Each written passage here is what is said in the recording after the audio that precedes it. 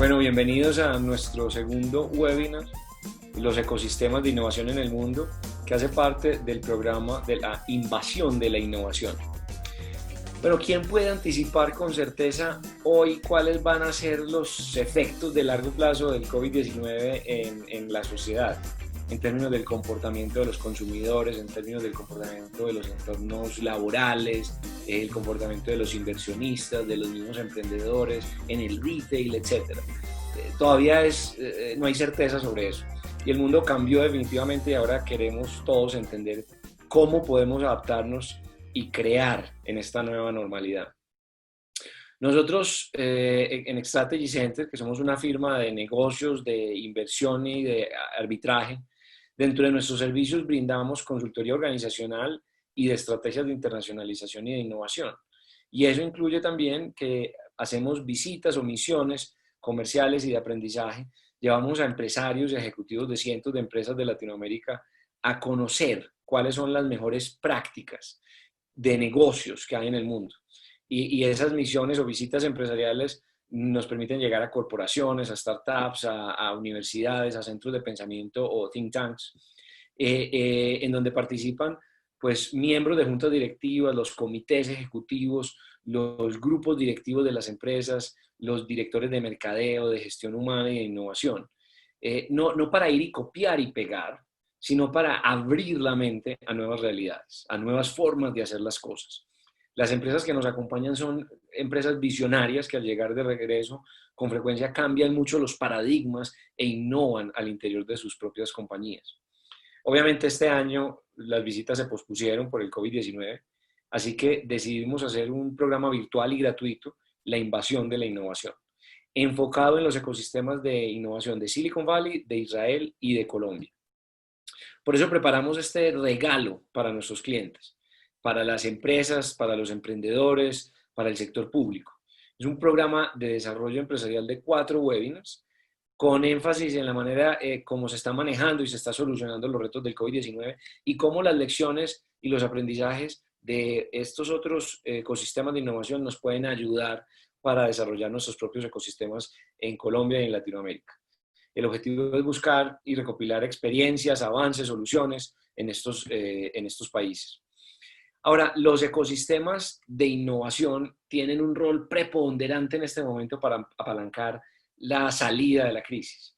En medio de esta incertidumbre, muchas instituciones, muchas compañías, muchos emprendedores, muchas instituciones públicas han logrado repensar su enfoque, su modelo de operación, sus productos y servicios para enfrentar las consecuencias del COVID-19 y para prepararse para el post-COVID-19.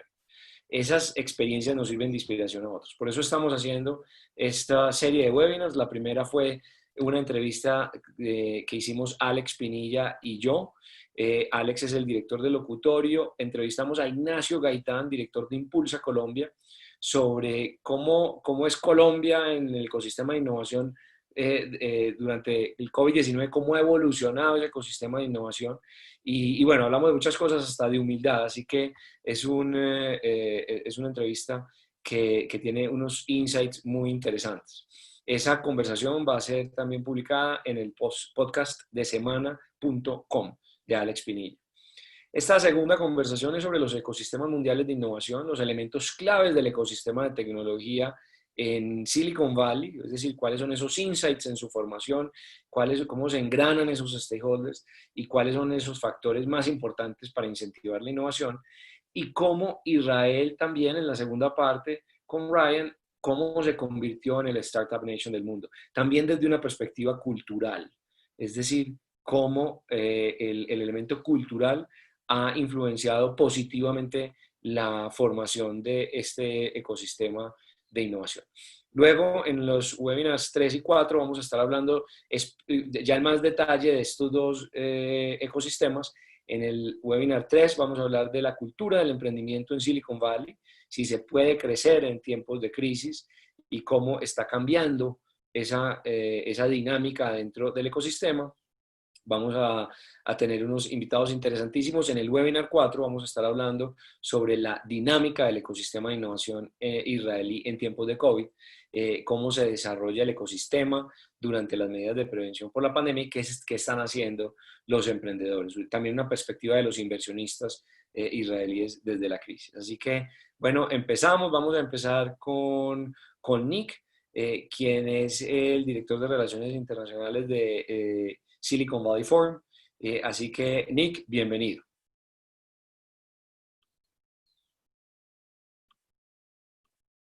But it's never seen as a bad thing at all. The pay it forward culture is well known, and what that really means is when startups succeed, they succeed because of the help of mentors and their peer group as well. So successful tech companies will spend a lot of time, or the founders of successful tech companies will spend a lot of time mentoring startups for no financial reasons, just simply to give back to this community. And then when startups become successful, they in turn mentor the next generation of startups. The baked-in enthusiasm, back 1 second actually. Yeah, so baked-in enthusiasm is also there. People work very hard in Silicon Valley, and there's nothing to get around that. A Chinese internet founder, Jack Ma, labeled this the 996 mentality. And he really asks his employees to follow this mentality. And what it really means is he wants his employees to work 9 a.m. to 9 p.m. 6 days a week. And that's sort of the bar that's set at his company in China. But I think there's a natural inclination to work that hard and really be invested in your ideas in Silicon Valley as well. There's also a focus on innovation, but not always a technological innovation. So I think Silicon Valley is known for a lot of things, but we don't build a whole lot anymore. Silicon Valley doesn't build many chips. We don't do a whole lot of software development. It's just too expensive in Silicon Valley to do a lot of these things.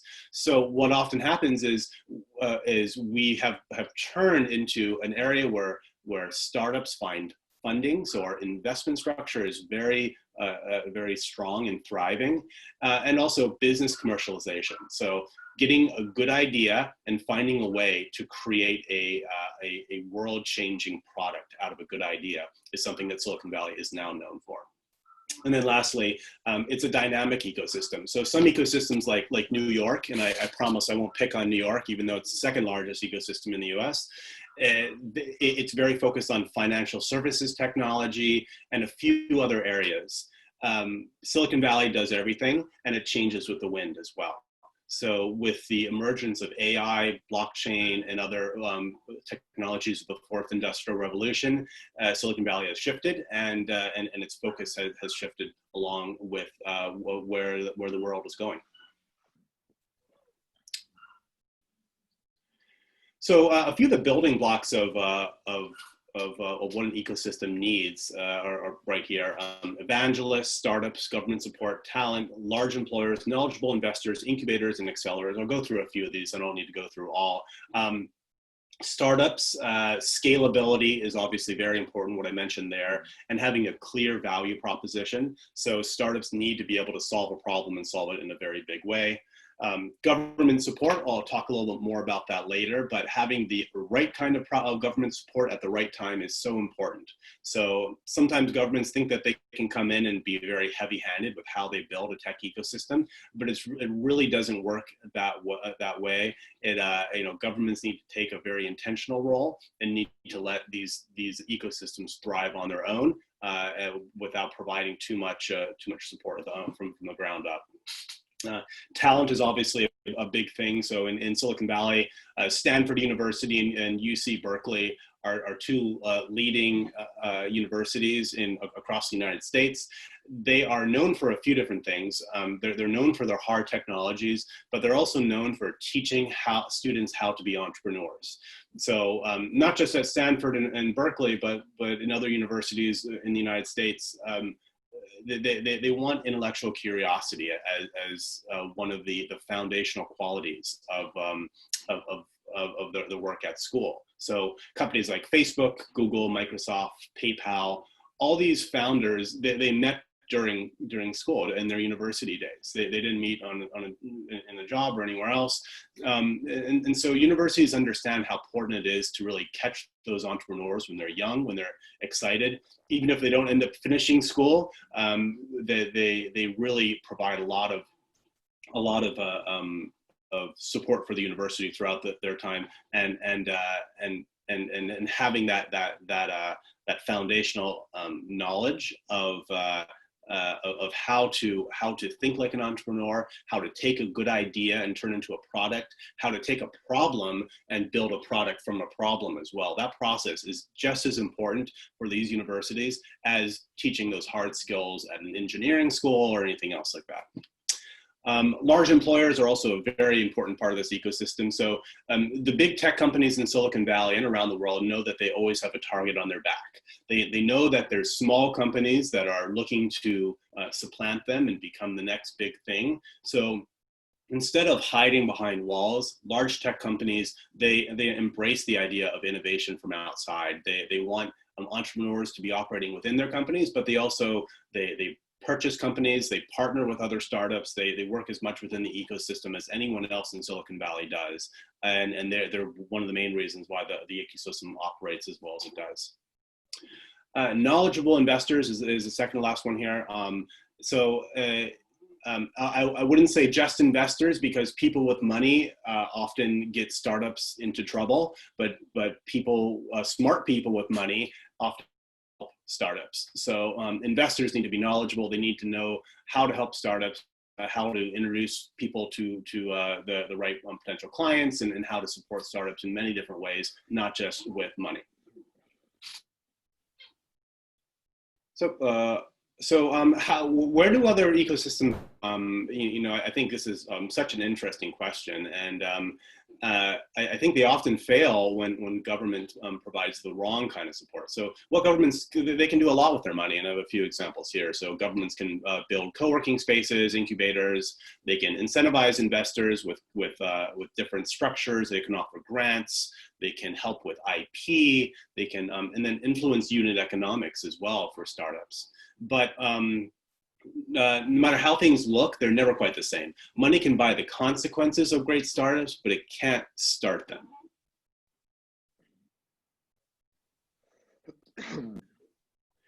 I think on that point, ecosystem building is sort of a natural confusion. So it's not that ecosystems don't matter, because they really do matter, but ecosystems manipulate inputs. And manipulation, even done well, can't get the right outputs without the right inputs.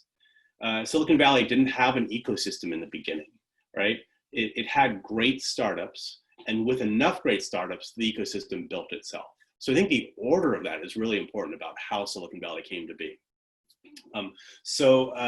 Trying to build the ecosystem without great startups, it's sort of like having Facebook without users. It just doesn't work. You need that network effect. You need the users to make these platforms work, just like you need the startups to have an ecosystem work. You can't create the fundamentals of a startup ecosystem without the startups themselves. And so then just moving on to the equation of how to build great startups. It's very simple. This is something that has been used elsewhere, but it is something that I really like to talk about, because I think it exemplifies how Silicon Valley and other tech ecosystems succeed. And so all you do is you take the number of world-class people that you have in your ecosystem, you multiply that by the likelihood that these people will become an entrepreneur, and then you arrive at the likelihood of producing successful startups. So the number of people, well, that could be from anything, right? It could be luck is part of that, great school systems. Immigration is obviously hugely important. So over a third of the employees in Silicon Valley are not from the United States. So Silicon Valley in general has really embraced the idea of bringing in outside voices and outside talent to Silicon Valley. And this is one of the policy issues that Silicon Valley executives fight for all the time. One saying is that ambitious people are like weeds. They find a way. If you want more weeds, don't worry about biology. crack the pavement and watch them appear. And I think world-class people are like that as well. They want to be part of one of these systems, and all you have to do is really incentivize them and create the environment for them to thrive. The likelihood to become an entrepreneur, I think, is much more difficult to accomplish than actually creating world-class people. So well, what that really means is how likely is it that people will become an entrepreneur? How likely is it that you'll give up the stability of your corporate job and you'll take the risk of starting a new business, take the financial risk, take the social risk? Will your friends look at you strangely since you decided to do work on a startup that's paying you nothing, as opposed to having a stable job that can support you to go on vacation and to buy a new car? Does your former employer where you just left, do they want to work with you in the future? Do they maybe want to partner with you on your new project? Or do they say that you left this company and we're never going to work together again? So that likelihood to become an entrepreneur, I think, is really interesting aspect of this equation. So a good example is Japan, right? Japan is very high in the number of world-class people. Their education institutions are very good, but the likelihood to become an entrepreneur is still quite low in a place like Japan. So there's a lot of social restrictions against breaking out and doing something new and different and trying something different. There's a lot of social capital in the stability that a good job brings. So they're a lot lower on the second part of the equation. Just think of another country like Vietnam. It's sort of the other way around. The education institutions are good, but they're not great. But entrepreneurship is really baked into their culture and their society at the ground level. People love starting new businesses. They love solving for problems that their society is facing. So they're a lot higher on the likelihood to become an entrepreneur. So I think when looking to build a startup ecosystem, it's really good to sort of have a good sense for where you sit on each of these metrics. How well are you attracting outside brilliant people to your ecosystem? How well are your educational institutions serving the entrepreneurship culture, and how well are you creating the proper environment to foster brilliant people? And then the second part is, how can you open up your culture more to have this what we call a culture of rebellion? That obviously is much harder to do, especially if it doesn't come naturally to a certain culture. But what you essentially need to do is that the job of the ecosystem is to legitimize this rebellion, mythologize the journey of startups becoming successful, and heroize their efforts. When startups do become successful, you have to turn these people into almost mythological figures, and that in turn often helps support the ecosystem.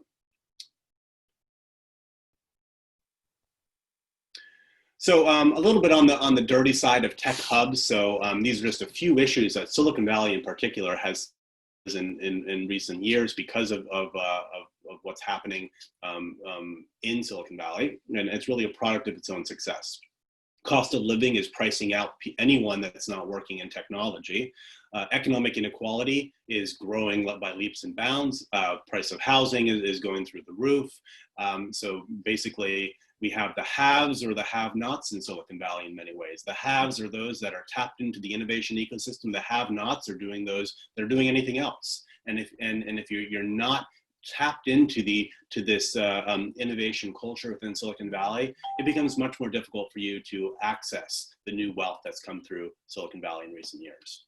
Lots of social challenges around these issues as well, and other parts of that we can talk about later. So a few models. These are things that I don't need to go into too much detail. I know, Ryan, you're actually from Buenos Aires, so you can speak to this more. But one model about Buenos Aires that I really like is that the government of Buenos Aires put a lot of effort into creating a tech ecosystem. And they basically said, have all the resources you want, do everything you need. We want to make this happen, and basically they opened up their doors, and they had a very liberal policies about attracting talent to Buenos Aires and about growing the tech ecosystem. A couple examples from the United States. One you may not know of as a tech ecosystem was Louisville, Kentucky, which is, the middle of the United States. It's a poor state, and they don't really have much in technology up until a few years ago. But they started attracting stars because they said, we can hire software engineers for a quarter of the price as a cost if you work in Silicon Valley. And they've been able to attract a lot of people just because they could say, you can do so much more in Louisville than you can in Silicon Valley. And then the last one is Austin, Texas. They're a thriving tech ecosystem, and they have a good ethos building a narrative that a lot of startups have come through there. So they speak to solving a lot of humanities problems, environmental challenges, social challenges through technology, and that's how they've really stood out in the ecosystem world. And at that, Pablo, let you take it away. Great, excellent. I think it's a great introduction to what Silicon Valley is. Silicon Valley is certainly very famous among all of us, and in Latin America, some of us have had the chance to visit and see it very closely. And I think it's certainly a place that we and the whole culture of it is something that we certainly would like to learn more about. So Ryan, what about Israel? Why is Israel the startup nation? Muchísimas gracias primero, Pablo, por la invitación, por permitirnos compartir este espacio. Como vos sabés, nosotros venimos conectando el ecosistema emprendedor israelí con América Latina, entonces me voy a basar bastante en algunas de las explicaciones que dio Nick, que también aplican a lo que es el ecosistema israelí, pero vamos a tratar de poner un poco de contexto de por qué Israel logró convertirse en la Startup Nation. Y esto es una pregunta muy interesante, porque si nos ponemos a pensar, las condiciones en las cuales Israel se encuentra no son las más amigables. Para empezar, podemos decir que la relación con los países vecinos lamentablemente no es la mejor, entonces eso lo que genera es que en temas de exportaciones, de negocios que se pueden realizar también en el comercio regional, está completamente condicionado, o sea que eso es un gran problema. En segundo lugar, podemos hablar también de la escasez de recursos naturales que hay, porque es un país que está en el desierto, un país muy chico, que tiene solamente una extensión de tierra de 400 kilómetros de punta a punta, en donde el agua es un recurso que escasea y eso involucra también en la producción alimenticia. Entonces, como un país que realmente enfrenta un montón de adversidades, logra convertirse en la Startup Nation, es lo que vamos a tratar de hablar durante estos minutos que podamos compartir juntos. Lo primero que quiero decirles es que Israel hoy es conocida como la Startup Nation, pero no siempre fue así. No siempre fue así. Sí, por favor, acá veo, si tienen preguntas, háganmelas, a mí me gusta hacerlo interactivo, si hay alguna duda, algo no se entiende, creen que hay que profundizar más sobre algún tema, lo podemos hacer. Pero justamente lo que estaba diciendo es que Israel no siempre fue la Startup Nation. Y de hecho, hubo una época a fines de los 80 donde había un gran problema económico, había hiperinflación, las condiciones no eran buenas. Y sumado a esto, surgió un suceso mundial, que fue la caída de la Unión Soviética. Y eso conllevó a que haya una inmigración de 1 millón de rusos hacia Israel, que era más o menos el 25% de la población del país. Ahora, esto fue un problema grande porque el país no estaba preparado para poder recibir tanta gente y poder darles un trabajo en los cuales puedan desarrollarse personal y profesionalmente. Entonces, esto que les voy a contar es muy interesante porque es lo que dio inicio al concepto de la incubadora de negocios. En este momento se crean las incubadoras de negocio. ¿Qué es lo que pasó? Toda la población rusa que llegó a Israel era gente que estaba súper capacitada, eran médicos, ingenieros, matemáticos, personas de un altísimo nivel intelectual, que lamentablemente cuando llegan a Israel y quieren comenzar a trabajar e insertarse laboralmente, y no había lugar para ellos, terminan ocupando puestos muy básicos, terminan trabajando de cajeros de supermercados, terminan trabajando en tareas de limpieza, y no pueden explotar todas las habilidades que ellos cuentan para poder justamente generar cambios concretos. Entonces, dada esta situación, el gobierno de Israel decide crear las incubadoras de negocio, estos espacios en donde estos científicos, matemáticos, estas personas van a poder desarrollar sus ideas, sus formas de pensar y crear proyectos que generen impacto. Y la cuestión es que empezaron a tener éxito en el desarrollo de productos y de compañías, pero obviamente cuando uno llega a un determinado momento en donde ya pudo validar el modelo de negocios y entiende que puede haber una potencial oportunidad importante, lo que necesita para poder escalar su compañía es conseguir inversión, ¿cierto? Y ahí Israel, hablando de ecosistemas emprendedores, creo que justamente tomó una decisión que fue la más acertada que podía haber tomado y que es producto, hoy el éxito del ecosistema es producto de aquella decisión. Y creó algo que se llamó el programa YOSMA. Si quieren después podemos mandar información o lo pueden investigar. El plan YOSMA, justamente de lo que se trató fue que, como en los distintos países existen distintos planes del gobierno para poder contribuir a que los emprendedores puedan escalar sus compañías y convertirse en exitosos, en general el mundo lo que hace es cuando un emprendedor tiene una idea, puede aplicar a un plan del gobierno que puede ser un aporte no reembolsable, puede ser un crédito a tasa cero, puede ser dinero. Entonces, el gobierno lo que hace es selecciona cuáles son los emprendedores en los que ve un potencial de éxito y les aplica estos programas para poder fomentar su desarrollo. En Israel lo que se dieron cuenta es que la mejor función que puede tomar el gobierno es la de gobernar, y que muchas veces no tiene el conocimiento suficiente como para entender cuál es el guideline o cuáles son las herramientas que le tiene que dar a los emprendedores para lograr que ellos se desarrollen y que puedan escalar sus compañías. Entonces lo que hizo, que fue increíble, fue en lugar de darle plata o estos programas de apoyo directamente a ellos, lo que hizo fue seleccionar a distintos fondos de inversión y les ofreció darles el 50% del dinero para la inversión. Entonces, el 50% restante era tarea del venture capital de poder conseguir e invertir en las compañías. Entonces, ¿esto qué es lo que hizo? Hizo que cuando el venture capital elegía a la compañía, le abría sus redes de contacto porque justamente lo que quería era que tenga más éxito, les daba mentoreo, les daba seguimiento, y además logró duplicar la inversión, haciendo que de países extranjeros, de Estados Unidos y de Europa principalmente, un montón de inversores quieran invertir en compañías israelíes, porque de esta manera ellos iban a estar teniendo un mejor rendimiento, porque la mitad del dinero le iba a poner el gobierno sin reclamar ningún tipo de equity posterior.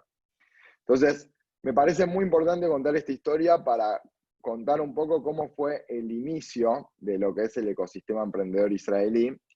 Y hoy, justamente, lo que podemos ver entre los principales atractivos y por qué Israel es la Startup Nation es por la integración que existe en todo el ecosistema. Verdaderamente el ecosistema emprendedor israelí está muy bien amalgamado, en donde tenemos a las grandes corporaciones internacionales, como por ejemplo Google, Microsoft, Facebook, que deciden instalar sus centros de investigación y desarrollo en Israel. Es el país en donde más centros de investigación y desarrollo hay per cápita fuera de Estados Unidos. Por ejemplo, Apple tiene el único centro de investigación fuera de Cupertino, en la ciudad de Herzliya, muy cerquita de Tel Aviv. Entonces ellos son un actor fundamental dentro del ecosistema porque justamente el nivel de los profesionales logra que se generen soluciones que después impactan al mundo entero. Está muy desarrollado también todo lo que es el mundo del venture capital, como comentaba recién, el mundo de las inversiones, las startups. Es el país que tiene más startups per cápita en el mundo. Es el país que tiene más compañías cotizando en Silicon Valley, fuera de Estados Unidos y de China, pero eso en términos absolutos. Si lo ponemos en términos relativos, o sea, por lejos, si es per cápita, es por lejos el que más tiene. Una altísima cantidad de premios Nobel también, justamente acompañado también por todo el sector educativo, que es lo que contribuye justamente a la formación de todos estos profesionales. O sea, como datos interesantes, Israel es el segundo país con mayor tasa de graduados universitarios per cápita en el mundo. Si tuviesen que imaginar, no me pueden contestar, así que no pasa nada, pero piénsenlo un segundo, ¿cuál es el primero? Si alguien sabe. Canadá. Canadá es el que tiene mayor tasa de graduados universitarios per cápita, Israel es el segundo, pero Israel tiene la tasa más alta de ingenieros per cápita en el mundo, que justamente es algo que contribuye muchísimo después al desarrollo de las compañías tecnológicas. Ahora, todo este ecosistema puede nutrirse únicamente de personas. Y personas que tienen cultura. Y justamente el tema cultural es un aspecto fundamental en el ecosistema israelí y que contribuye justamente a la generación de todas estas compañías. Entonces, me gustaría compartir con ustedes algunos insights culturales que creo que pueden agregar valor para entender un poco más de fondo cuáles son los verdaderos motivos del éxito. Y entre ellos quiero empezar por contarles que en Israel, lamentablemente, el servicio militar es obligatorio. Y el hecho que el servicio militar sea obligatorio, después conlleva a generar ciertas cosas interesantes, como por ejemplo, número uno, el promedio de edad de los emprendedores es mucho más alto. Porque los jóvenes hacen el colegio secundario, terminan el colegio, empiezan el ejército, tienen 3 o 4 años de ejército, después cuando terminan se toman un año para poder viajar por el mundo, probablemente los habrán visto mucho por Colombia, tienen tiempo como para poder conocerse ellos mismos, poder descubrir un poco cuáles son sus pasiones, cuáles son sus vocaciones, y empiezan la carrera universitaria a los 26 o 27 años, y eso lo que genera es que el network, el nivel de conocimiento y después todo esto hagan que cuando ellos empiezan a estudiar sean mucho más maduros y puedan aprovechar mucho más el contenido que van a estar recibiendo y lo van a poder aplicar prácticamente para la generación de negocios. Entonces, el ejército ya les da esta primera cosa que creo que es muy importante y algo a lo cual no estamos acostumbrados.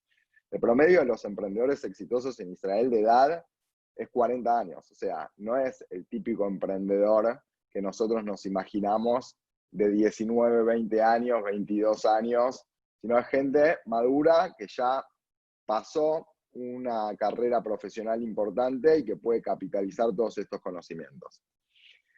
Otro de los factores culturales que me parece interesante también poder compartir es el hecho de algo que se llama tajles. Tajles también surge un poco del ejército, lo que significa es ir al grano. El israelí a la hora de hacer negocios es muy directo, no da vueltas sobre los temas. Es muy normal que en Israel una reunión puede empezar directamente, durar 20 minutos, haber firmado un acuerdo, haberte peleado en el medio, haber discutido, haberte dado un abrazo y haber seguido todo en 20 minutos. O sea, verdaderamente en Israel son muy directos a la hora de hacer negocios y eso es una gran virtud. Mismo es una recomendación que yo les doy a ustedes. Si quieren contactar a compañías israelíes para poder generar negocios, aprovechen este concepto y escríbanles directamente. Y voy a decirles otra cosa, que es otro concepto que es el de chutzpah, que es que son bastante descarados. Y no son muy informales en las relaciones. No tienen problema, es muy normal que en una de las reuniones, por ejemplo, en Israel, esté el CEO de la compañía presentando los datos más importantes del quarter y contando cuáles son los resultados que alcanzaron, y que venga un empleado reciente que entró a la compañía hace poco y lo contradiga en público. Algo que capaz es muy difícil de poder ver acá en América Latina o en otras sociedades como en Estados Unidos. Ahí es algo que es común. Ahora tengo una pregunta acá, a ver. Sí, las mujeres también prestan servicio militar y también ellas hacen un año menos, por eso, justamente, como hacen un año menos, ellas, el servicio militar es un poquitito más corto, pero en general también se nivela, porque ellos empiezan a trabajar y hasta que trabajan y todo, termina siendo nivelado. Pero las mujeres definitivamente hacen el servicio militar y es algo fundamental. Bueno, entonces les hablé del concepto de tajles, que es ir al grano. Les hablé del concepto de desafiar un poquito la autoridad también y no tener miedo.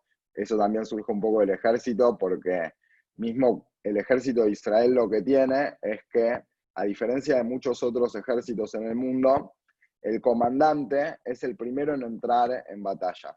Entonces, tiene mucho riesgo el comandante, entonces lo que da es la posibilidad a cualquiera del equipo de poder tomar decisiones. Obviamente que después las va a tener que justificar y que va a ser muy importante que la decisión que tomó tenga un sustento, y si no va a tener que enfrentar un problema grande a nivel legal, pero cuando la vida de uno depende de tomar decisiones rápidas, uno a veces tiene que desafiar un poco la autoridad y eso después se traduce también en el desarrollo de los negocios. Entonces es algo adquirido que tienen en base al ejército.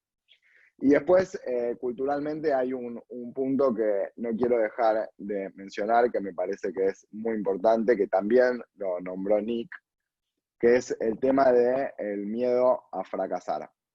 Que a mí me gusta poner un poco en contexto también sobre el fracaso, y volver a hablar sobre el tema del ejército cuando un niño, porque son niños de 18, 19 años, lamentablemente tienen que estar sirviendo en algún barrio, en alguna zona peligrosa, donde el contexto es bastante peligroso, y yo me pongo en el lugar de este joven, de golpe a las 4 de la mañana, solo, parado, todas las cosas, ¿no?, que le pueden venir por la cabeza en ese momento, cuál es el valor que le da la vida, cuál es el valor que le da sus afectos.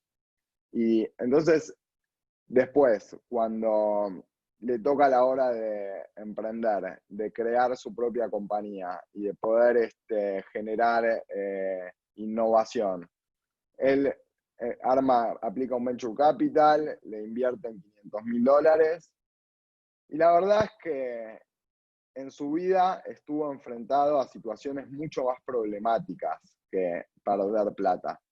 Entonces, el tema del miedo al fracaso pasa en un plano totalmente distinto. El miedo al fracaso es miedo a perder la vida. Entonces, eso lo que les da es la posibilidad también de poder ser mucho más arriesgados en términos de generación de negocios y compañías, y me parece que es algo muy, muy interesante. Y después, otra cosa que quiero contar, que también me gustó lo que escuché de Nick, el ecosistema emprendedor de Silicon Valley, que sea tan abierto a recibir inmigración, y esto es una característica compartida también con Israel. Israel es un país que está conformado por mucha inmigración, es un país muy joven que tiene nada más que 72 años, los judíos de todo el mundo tenemos la posibilidad de sacar la ciudadanía israelí y de poder regresar. Muchas veces la gente ve el tema de la inmigración como algo negativo. En este caso, quiero decirles que es algo muy positivo, y se los voy a ejemplificar también con el caso de un amigo mío que viajó en uno de nuestros programas, que llegó a Israel a hacer un programa de pasantías, donde tenían universidad y también tenían que trabajar y hacer prácticas profesionales en distintas empresas, y él comienza a trabajar en una empresa muy chica, que eran únicamente 20 empleados, es uno de los primeros 20 empleados, que él era el encargado de desarrollar América Latina, el compañero de al lado era el encargado de desarrollar Estados Unidos, el de al lado era el de Europa y el de al lado era de Asia. O sea, tenía un equipo muy fuerte comercial. Él es argentino, el compañero de Estados Unidos era americano, el asiático. ¿Y qué es lo que le dio a esta compañía la posibilidad de crecer de una forma muchísimo más rápida en el mundo de lo que se hubieran imaginado? Porque el acceso, el lenguaje, la cultura que entiende un nativo del lugar o de la región es mucho mayor que lo que puede alcanzar un israelí. Bueno, la compañía esta que les estoy contando es Movit, seguramente la tienen en Colombia, es una compañía que fue vendida a Intel creo que por más de $1.000 millones hace muy poquito, hace un mes. Y justamente lo que ilustra es la necesidad de Israel como país. A ver, esperen un segundo que un segundo, ¿no? Que me apareció un cartel de que no estaba cargando la computadora. Y, a ver, ahí está, ahora sí. Volvimos. Perfecto. La necesidad que tiene un país como Israel, que tiene solo 8 millones de habitantes y que verdaderamente el mercado interno no es lo suficientemente interesante porque venderla a 8 millones de personas es un mercado muy chico. Como Israel plantea estrategias para poder convertir sus compañías en globales y entender de que hoy verdaderamente el límite está únicamente en nuestra cabeza, y eso creo que es un aprendizaje que estamos tomando todos con esta pandemia, y creo que es algo de lo que nosotros tenemos que tratar de mantener y aprender, porque ya vemos que podemos tener un Zoom con gente de Estados Unidos, con gente de Colombia, con gente de Argentina, hablando del ecosistema israelí, y parece como que fuese totalmente normal y que estuviéramos compartiendo un auditorio. Entonces, estas son parte de los aprendizajes que nosotros tenemos que tratar de aprender, y más en América Latina, más en América Latina. Yo, o sea, tengo contacto con miles de empresarios de la región, todos los años llevamos un montón de delegaciones, y muchas veces lo que notamos es eso, es que falta la visión global, falta perderle el miedo a ser internacionales, a poder plantear negocios que trasciendan fronteras. Creo que el primer paso es trabajarlo mucho más a nivel regional. O sea, también en el caso de Argentina o Brasil, Argentina tiene una población de 40 millones de habitantes, Brasil tiene una población gigante. Muchas veces nos confundimos y tratamos de conseguir la mayor cantidad de clientes o consumidores en nuestro país, pero estamos dejando de lado la posibilidad de ser globales y tener impacto. Okay. Después, Brian, bueno, perdóname, te interrumpo porque me parece que has tocado unos temas espectaculares. Hay un tema que mencionaste que es el tema del miedo al fracaso. Sí. Y el miedo al fracaso, quería complementarte, durante los últimos años en Israel, por primera vez, el miedo al fracaso de las mujeres es menor al miedo al fracaso de los hombres. ¿A qué crees que se pueda estar debiendo este comportamiento, esta tendencia? Mira, las mujeres en Israel tienen una posición de liderazgo gigante. O sea, como en el mundo estamos tratando de igualar las condiciones entre hombres y mujeres, y me parece que estamos teniendo una discusión en agenda súper valiosa y que verdaderamente estamos llegando a tener una sociedad mucho más igualitaria.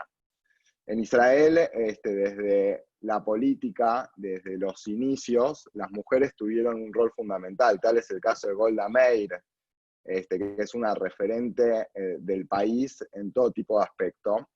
Y entonces, yo creo que en la forma del tratamiento que se le da a las mujeres desde la concepción del Estado, es que termina realizando que puedan ser consideradas grandes líderes empresariales del país. Uh-huh. Okay.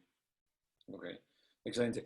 Nick, you mentioned important topics about the ecosystem in Silicon Valley, and I'm always surprised about this ecosystem. I mean, you guys raise their millions of dollars every year for the startups.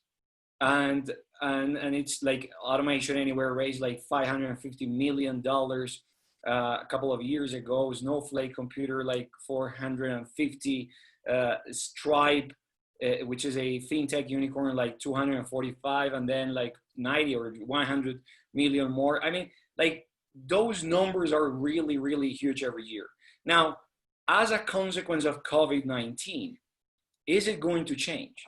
Is the entrepreneur and the investor mindset going to change in the way that they actually provide resources to these companies? Or are we going to see a decrease in the amount of dollars and investment that those companies or entrepreneurs in general will get? Right. So we've actually already seen the shift happen. And I think part of it was a market correction. So valuations were sky high. As you know, the joke around Silicon Valley for a long time was that if you have AI in the title of your startup, you're going to get $20 million no matter what. And and for a while that's been true. Valuations have gone down about 20%. So investors are paying less and they're asking more in terms of equity from their startups that they're working with. Checks are basically drying up for the most part. So investors have become very reticent to pay money to startups or invest in startups, I should say, unless they know them, unless they have that personal relationship. So most investors have a portfolio of startups that they want to work with, and they've been working with them for a few months in the lead up to an investment. So those startups are going through the system right now, and the investors have met them a few times. They've shaken their hands. They've tested out their products, and those, as long as those startups are resilient to the current environment, then funding often is still going to go through it. But if it's a new startup, oftentimes investors will not be willing to invest in them unless they can actually meet them in person. So they are beginning to do some face-to-face meetings. So they'll do a social distance one-on-one meeting just so that they can feel confident in the people. I mean, investing in startups is such a people business. So valuations and understanding how much a company is worth and what their fundamentals are like is all that stuff is made up for the most part when you're working with very early stage companies. And so all you can really rest on is the people. Do you trust them? Do you believe in their experience? And do you believe in the direction that they're taking the company? So it's really a people-driven business. And we're probably going to see less action in 2020. Investors are working with their portfolio companies, so the companies that they've already invested in, and they're spending less time doing their due diligence and reaching out to new startups right now. So they're becoming more demanded in terms of returns, like they are. Well, returns are always a question mark, but they're asking for more equity. So during this time, the cost of capital is going down inside the United States dramatically, since we basically dropped rates to zero. And with that drop in cost of capital, investors need a better return on their dollar that they spend on venture capital investments in order for it to be worth their while. So they're asking for more as part of as just a cyclical change of what's needed from them, from their investors and from the LPs that work with as well. Absolutely. We're going to be talking about this with Jitendra Kavatikar, who is the founder and general partner of H3VC, the risk capital B2B venture capital. And we're also going to be talking with Purmina Kochikar, who is the director of Google Play apps and games in Google, next 1st of July at 11 a.m. Colombia time. So it's going to be a great opportunity for us to talk about exactly how the investors and the whole ecosystem is actually shifting as a consequence of COVID-19, and it's certainly a good topic. Ryan, ¿cómo va a cambiar el ecosistema en Israel? ¿Hasta qué punto el COVID está cambiando o el comportamiento del emprendedor o el comportamiento del inversionista o el comportamiento de las instituciones en el ecosistema completo? Mira, es una buena pregunta, Pablo. También vamos a tener la oportunidad de escuchar en el webinar a Michelle Abadi, que es inversor, próximamente, y que nos va a poder contar desde la perspectiva del mundo de las inversiones. Lo que yo te puedo decir es que Israel ya volvió a una normalidad, entre comillas. En Israel ya la gente volvió a sus rutinas habituales, hasta se permitieron eventos sociales hasta 250 personas. Las compañías ya están operando, la gente va a trabajar, la gente va a la playa. ¿Por qué te estoy diciendo esto? Porque yo creo que está muy conectado también en lo que se va a convertir en materia de negocios. Yo creo que si bien hay muchos cambios que vamos a adoptar como sociedad y muchos recaudos y cuidados, yo soy un poco más optimista y creo que en términos de negocios las compañías van a seguir desarrollándose, expandiéndose, y el sector del emprendedurismo en Israel se va a potenciar mucho y va a aprovechar todo esto, porque justamente uno de los grandes pilares que tienen las compañías israelíes es que están muy acompañadas de investigación y desarrollo. Y la industria del medtech, por ejemplo, es una de las industrias más importantes. Entonces, hay un montón de desarrollos asociados a ciencias, a investigación, a vacunas, a medicina, que van a tomar un rol principal en los años que vienen. Yo quiero hacerles una pregunta que es bastante complicada y que nos pusieron en el chat tanto Byron Falla como Edgar Granados, y es alrededor de los temas de migración. Ellos mencionan, digamos, su pregunta es, ¿cuál es el aprendizaje y cómo sería, desde su perspectiva, la manera como la migración de talento, específicamente en el caso de Colombia, la migración desde Venezuela, pudiera afectar positivamente o pudiera generar una oportunidad para que nuestra ciudad, la ciudad que está en la frontera, que se llama Cúcuta, pueda convertirse en un valle tecnológico? Entonces, en el caso de Israel, pues está el ejemplo ruso que mencionaste, y bueno, y Estados Unidos y Silicon Valley en general ha tenido mucha influencia asiática y en general de muchos países. Si quieres empieza tú, Ryan, ¿cómo piensas tú que podría ser la extrapolación de ese concepto en el caso de venezolanos en Colombia? Mirá, yo te voy a agregar algo más, además de lo que es la inmigración rusa que tuvo Israel. En Israel hay un desafío muchísimo mayor hoy en día, actual, que es la integración de la sociedad árabe en la sociedad israelí.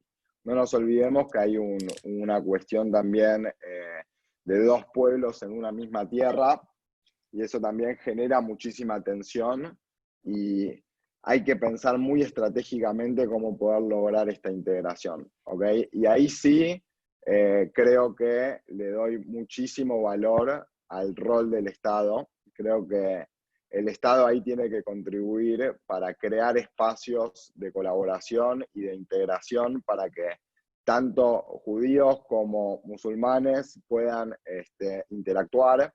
Te quiero contar un caso. Tuve la oportunidad una vez de estar en Israel en un hackathon organizado por la Municipalidad de Jerusalén, en el cual invitaron a la gente, a la población judía y árabe de un mismo barrio, a poder pensar en soluciones que puedan mejorar la calidad de vida de la gente en la ciudad.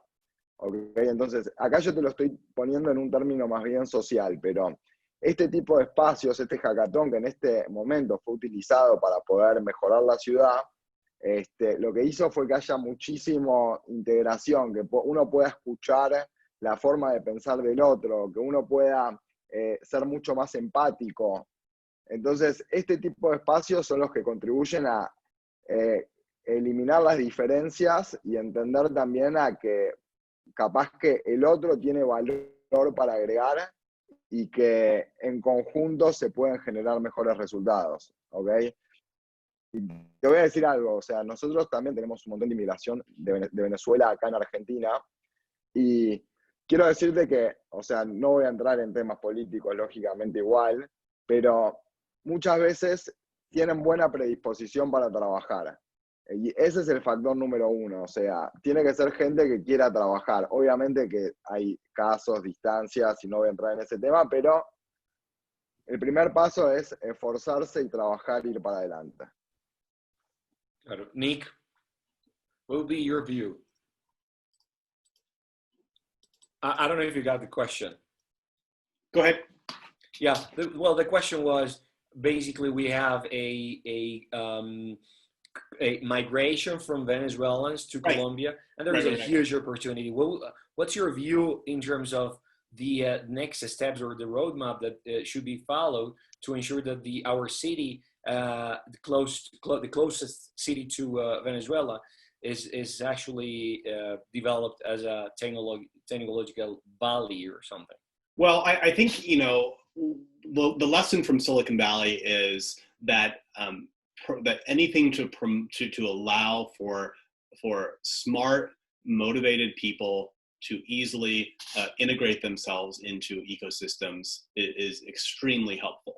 So if you ask Silicon Valley executives what policy issues they care about, they'll say racial equality, they'll say housing, they'll say also the environment, but at the end of the day, immigration is their number one issue.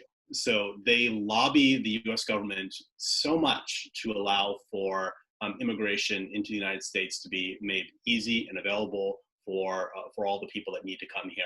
So, and obviously with our current environment, the priorities of our president are a little different. So it's caused a little bit of tension between Silicon Valley and the central government. So the lesson there, I think, is that that there should be corporates that promote immigration as a way to access good employees. If immigration is made possible, especially from the case you're saying, then everyone benefits from that. I truly believe everyone benefits when you have immigration countries, especially when you have people that think different and from different backgrounds in there. Silicon Valley understands that. Corporates encourage that and lobby the government for it, but startups really take advantage of it. I wouldn't say more than half, but I'd say 30 or 40% of the startups that I meet in Silicon Valley are not from here. And I think that access to the innovation ecosystem is so important. So having a few key corporate sponsors for immigration reform and support, I think is quite valuable. Great, thank you. Bueno, ya en aras del tiempo ya quisiera agradecerles. No sabemos cómo se puede, cuáles serán los efectos finales en el largo plazo en la sociedad, como decía al principio, pero yo creo que con estas conversaciones, y gracias a Nick, gracias a Ryan, nos permite a nosotros desde nuestro entorno, en las compañías, en aquellas personas que están dedicadas al intraemprendimiento, a los emprendedores que también están acompañándonos hoy, pues entender cuáles son esas lecciones y cuáles son esos insights que facilitan la creación de compañía y que facilitan el desarrollo de los entornos innovadores y empresariales.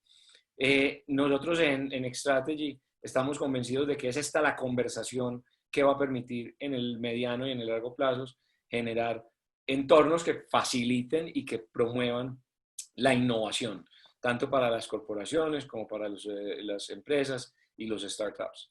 Yo les agradezco mucho, invito a todos los asistentes a que nos acompañen el próximo 1 de julio a las 11 de la mañana cuando vamos a estar hablando de la cultura del emprendimiento en Silicon Valley y vamos a conversar, como les decía ahorita, con el fundador y partner general de H3VC, y con Punina Kochikar, que es la directora de Google Play, aplicaciones y juegos de Google.